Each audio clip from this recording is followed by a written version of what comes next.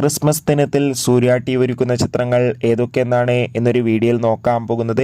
വീഡിയോയിലേക്ക് മുൻപ് വരുന്ന ഡിസംബർ മാസം ഇനിയും ധാരാളം ചിത്രങ്ങൾ OTT റിലീസ് ചെയ്യുന്നുണ്ട്. ചാനൽ ഭാഗം പരിശോധിച്ചാൽ നിങ്ങൾക്ക് കാണാം.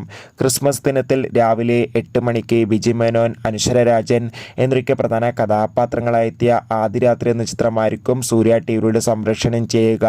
രാവിലെ 11 മണിക്ക് പൃഥ്വിരാജ് നായകനെത്തിയ കടുവ എന്ന ചിത്രവും, ഉച്ചതിരിഞ്ഞ് 3 മണിക്ക് അല്ലു അർജുൻ, പൂജ, ജയറാം എന്നൊക്കെ പ്രധാന കഥാപാത്രങ്ങളായെത്തിയ അങ്ങ് വൈകുണ്ഠപുരം എന്ന ചിത്രവും, വൈകുന്നേരം 6:30 ബിജു മേനോൻ, വിനീത് ശ്രീനിവാസൻ, അപർണ ബാലമുരളി എന്നൊക്കെ പ്രധാന കഥാപാത്രങ്ങളായെത്തിയ തങ്കം എന്ന ചിത്രവും സൂര്യ ടിവിയിലൂടെ സംപ്രേഷണം ചെയ്യുന്നുണ്ട്. അതോടുകൂടി ധനുഷ് നായകനെത്തിയ ചിത്രമായിരുന്നു റായൻ.